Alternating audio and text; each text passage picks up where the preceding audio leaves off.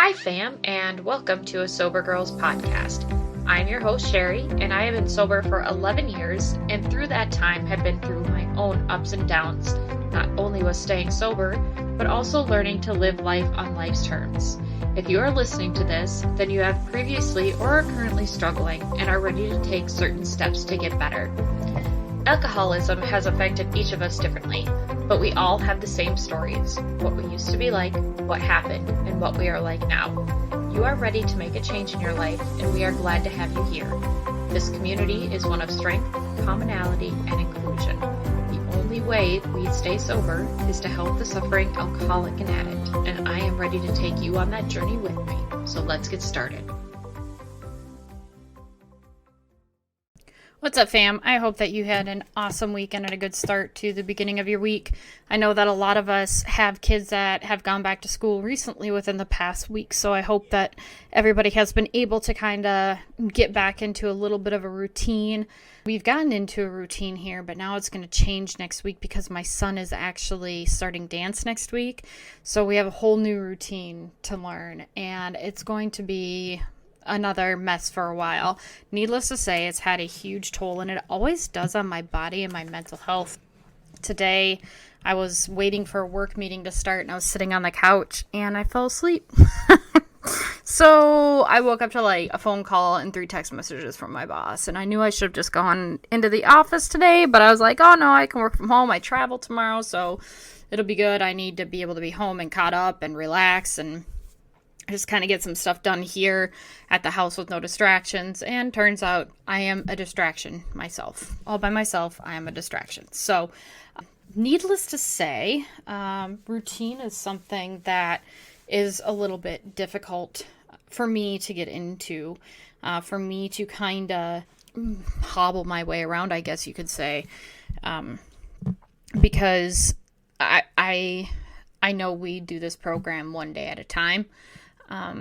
And so it's easier that way, right? To do things one day at a time. But when you have a life of family and work and you have to plan, sometimes it's hard to do things one at a time. So for me, the things I can do one day at a time are pretty basic, wake up, pray, meditate. The things I can do one day at a time, I do. And that definitely seems to help. But needless to say, I am really, really extremely tired. So I'm getting ready to go home tomorrow. And how crazy is it that we've been together a year? And I started this right before I went home last time. And my world kind of blew up last time I was home, right? Like this past year, we've talked about my sobriety and my journey, and that's kind of something that I really want to continue to hammer home on, is that this is my journey with my sobriety.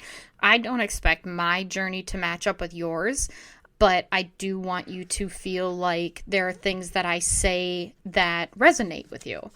I am considered an old timer. I've been, sober for 12 years now, 12 and a half years, and I was brought up by old timers. So for me, the basics of the program are very, very important to me. I don't subscribe to sober curious. I don't subscribe to a dry lifestyle. I don't subscribe to, I just have to quit alcohol, but I can quit smoking weed. Like I am the epitome of like what Dr. Bob and Bill came to do. So I am absolutely 110% an old timer. And I love that. At 42 years old now, I love being an old timer because some of my old timers are late 70s, mid 80s. And so it's really kind of inspiring that, they're still there. And that's something that I want to bring to the next group of people who want to be sober. I am an alcoholic. I am an alcoholic in recovery. I am a recovered alcoholic, however you choose to hear it and see it. But a lot of my emotional growth has really come up in this past season of being here with you guys. You guys have seen a complete change and transformation in me, and for the better, really, truly for the better. and it's nothing to shake a stick at. I absolutely love that you get to see this side of me. I always tell people, like, I'm done sharing my life with them, basically. Like, the most you need to know about me on a surface level is that I have a chronic illness condition that creeps up on me, and I'm tired a lot. Outside of that, like, and I'm sober. Outside of that, like, my past is my past. I'm not going to shut the door on it. I am not going to forget it, but I'm certainly done being that poster child for alcoholism. I'm done being that poster child for domestic abuse. I'm done being that poster child for a lot of different things. And since then, I've really been coming back into my own. And last time I went home a year ago, I was really nervous because I was really afraid that these people that I had considered friends were going to be family, be close to. And I was afraid once I met them, I wouldn't fit in with them. Once I met them, I wouldn't get along with them. And there's a reason for that, right? Our gut instincts. And I know either last episode or a couple episodes ago, we talked about our gut instinct and how to always trust our gut instinct. When we see those red flags, they're not a suggestion, people. Red flags are not a suggestion. It is not a flag football game to see how many red flags you can catch. It's definitely something that you need to go, whoa, wait. That is something that I should not encounter. That is something that I should not do, and stay away from it. And I really think that part of my fear of going home last time was because it's not that my intentions weren't correct. It was that I felt like I was getting back the life that I was owed. And it turns out that God has been right this whole entire time, because the life that I thought that I wanted and the life that I thought that I was owed absolutely is not at all what I want. It's not even close to what I want. I now look at pictures of these people, from last year, if they pop up in my memories or whatever. Instead of looking at them, I'm like happy or whatever, in a happy place. I look at them and I go, oh my God, those people are so toxic and so fake. Like, I'm really not sure what I was thinking, and I think when you really want something, or you think you want something because it will fulfill you, like drugs or alcohol or really shitty toxic females, or friends for guys in that matter, because I know I have a lot of male listeners lately, which is so awesome. So thank you guys.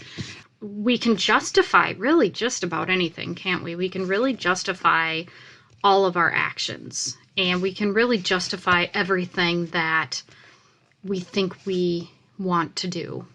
But when it comes down to it, if you were going to do the next right thing, and if you were honest with yourself and your sponsor, would you still do those things? Would you still be that person? Would you still want that in your life? And so as I go home, this is probably the first year, I'm not worried about triggers. I'm not worried about life, and I'm not worried about people, places, and things, because I talked to you last week or the week before about your toolbox, 2 weeks ago about your toolbox.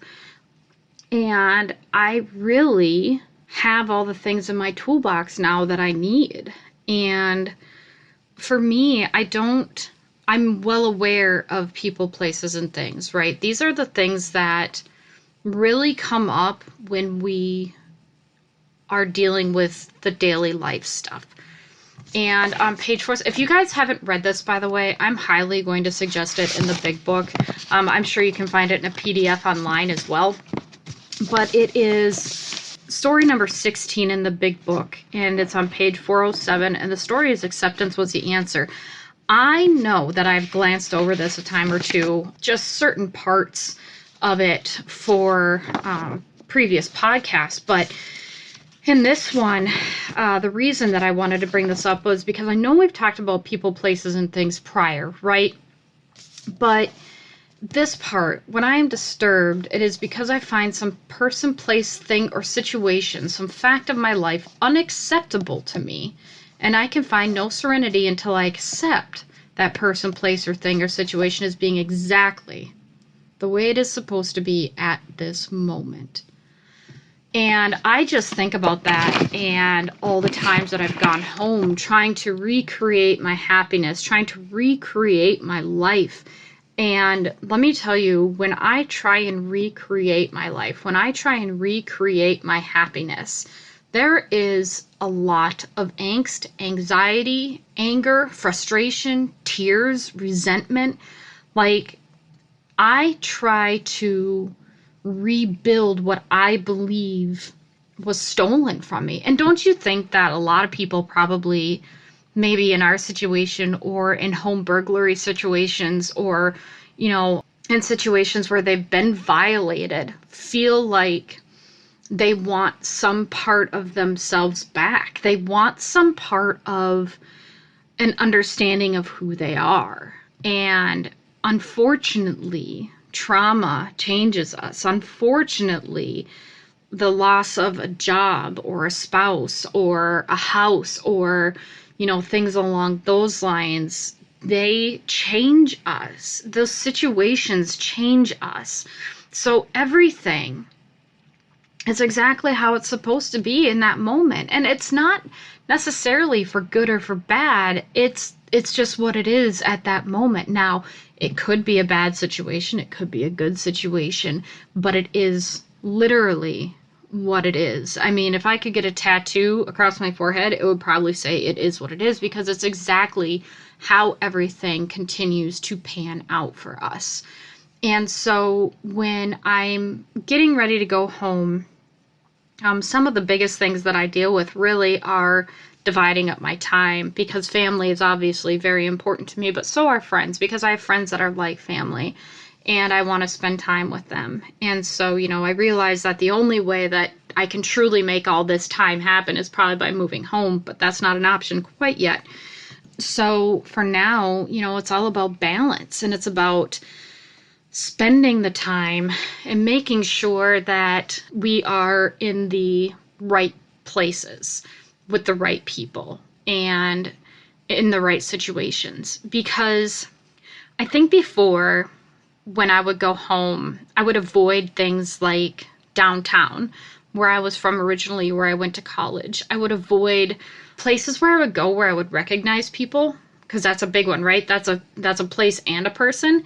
Because who wants to run into an old drug dealer, or who wants to run into someone that you slept with, or who wants to go upstairs to that bar and be like, oh yeah, that's a stall that I puked at. Because when we do that, when we see those things, even if they're not triggers, we remember those things, and some of them are so vivid that they hurt still. The wounds are fresh.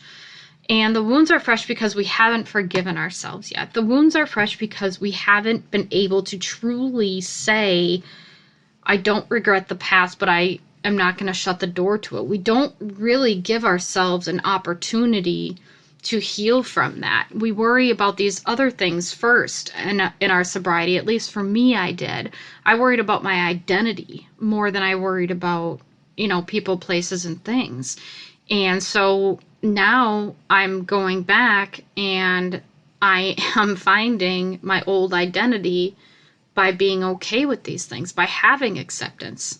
And I was talking to a gal tonight that, of course, I met on Instagram, and I know you guys are judging me, but there's a community of us. If you ever want to find us, it's called Sober City Movement.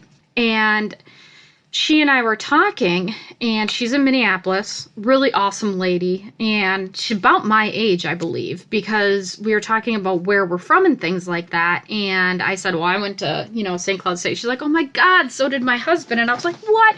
And she was like, yeah, what years were you there? And I was like, well, I was explaining to her that I was in active addiction. And so, my career was college career was 9 years, but I'm not a doctor. I do have 2 bachelors, though. So I was like, oh, what's your husband's name? And as soon as I text that, I was like, holy fuck, wait a minute. What if I don't want that answer? What if I slept with him? And so I text her back and I'm like, you know what? I said, I'm really sorry to say this to you. I said, but I'm really nervous. I said, because I was a major slut when I was in active addiction. And she's like, oh, don't worry, he was too. And I was like, oh God, now I have to know this guy, right? Like, now I know for sure that I have fucked this new girl's husband. And oh my God, like, how much more awkward could it get? Like, and I just conceded to the fact that we're just going to have this in common, unfortunately. And she gave me his name, and I was like, oh, no, I don't think I ever slept with a guy that by that name, which is weird because it's a very common name.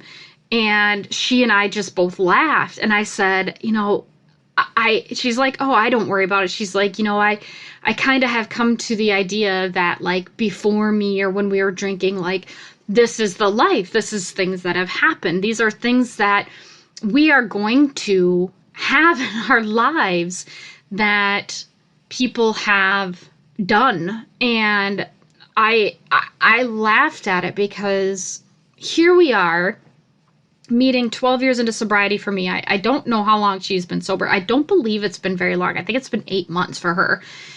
And so she's already seeing changes, and that's absolutely awesome. But she was able to calm me down and say, oh my God, no, my husband was a huge whore. Don't worry about it. Like, if you slept with him, I'm not that worried about it. And I was just like, what the fuck is going on? Like, here I am spending 10 years of avoiding going downtown St. Cloud because I don't want to run into anybody, right?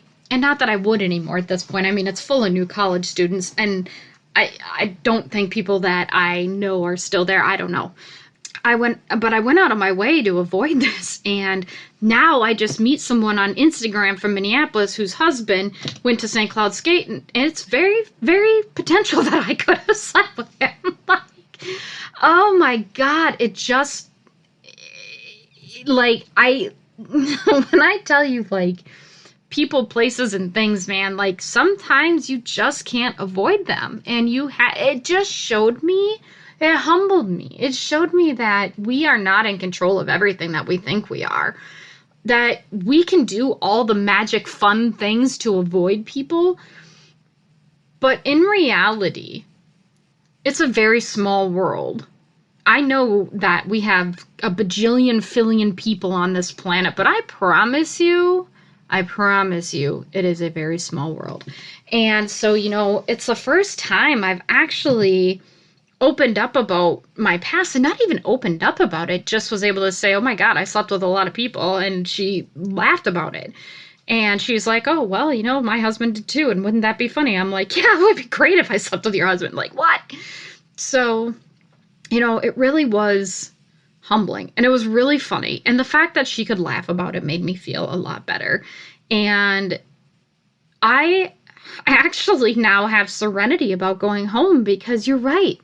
How funny would it be to, like, run into someone that you slept with? And, like, I am no longer that person that slept with you. I am no longer that person that I was back then.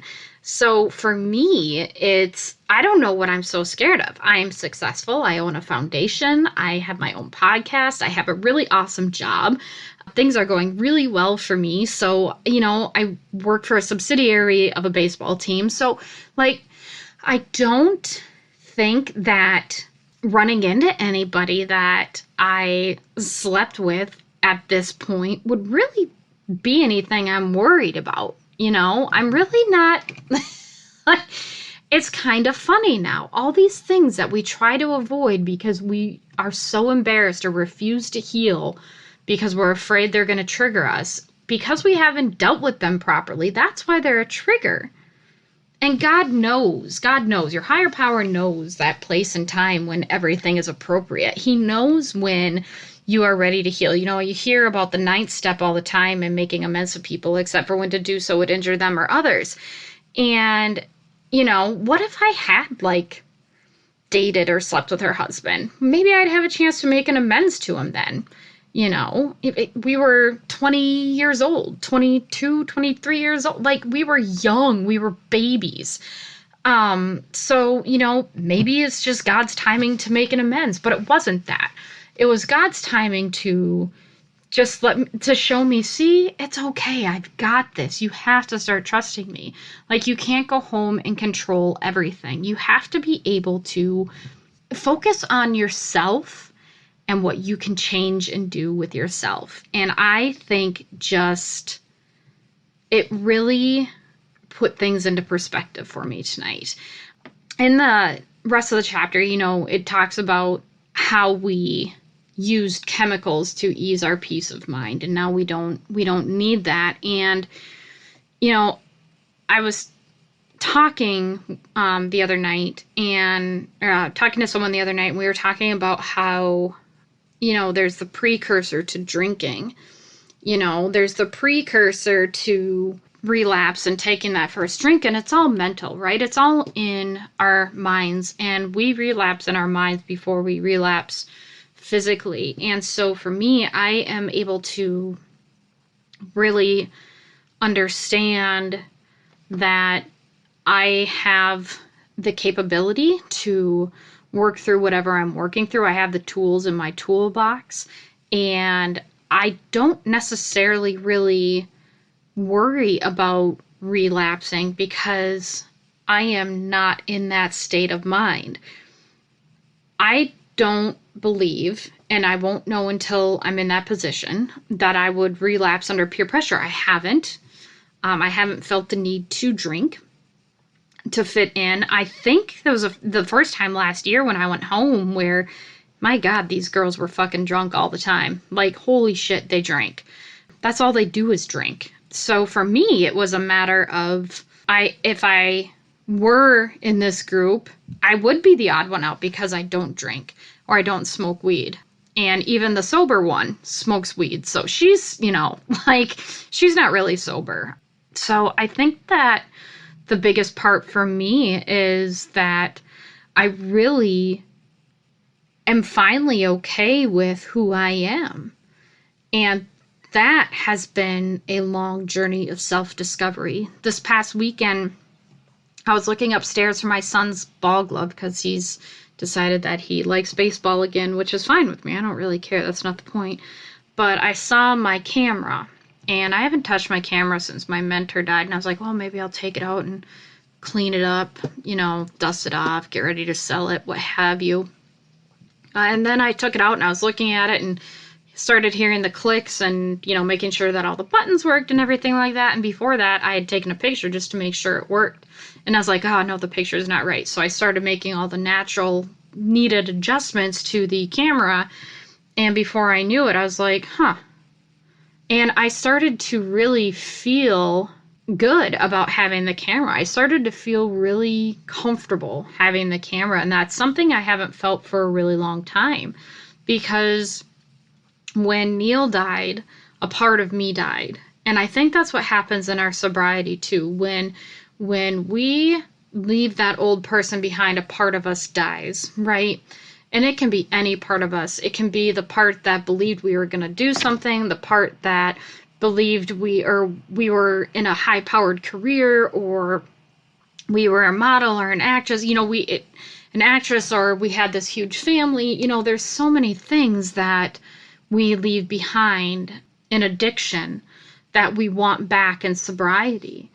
And just like last week we talked about, the promises, they do come true. They do. If those are the things that you want back and you want to continue to grow in those things, by all means, go for it. By all means, hop back onto that stage, or, apply for that new CEO position. So, you can have those things, but I'm telling you that it might take a little bit longer, because there are things in our lives that have to happen before we can get to that place of serenity. And if we're not going to do what is not even expected of us, because I hate to say that, because it states in the beginning of the big book that this is a suggestion, but I think we all know that without AA, without the big book, without the sober community, we would not be where we are. And maybe for some people, we just have to accept the fact that we are an alcoholic, or we have to accept the fact that our lives are not going to be like they were, or we have to accept the fact that that person's not coming back into our lives. There's so many different parts of acceptance of people, places, and things and situations that we have to go through until we understand that truly we are okay, that truly we have grown and we have that serenity. On page 417, it says, until I could accept my alcoholism, it says here, alcoholism, I could not until I could accept my alcoholism, I could not stay sober. Unless I accept life completely on life's terms, I cannot be happy. I need to concentrate not so much on what needs to be changed in the world as on what needs to be changed in me and my attitude. And I could not, you guys, if there's like a huge point that I wanted to make today, it's that we are the things that need to change. We need to be willing to make the growth and sacrifices and movements in order to be happy, joyous, and free.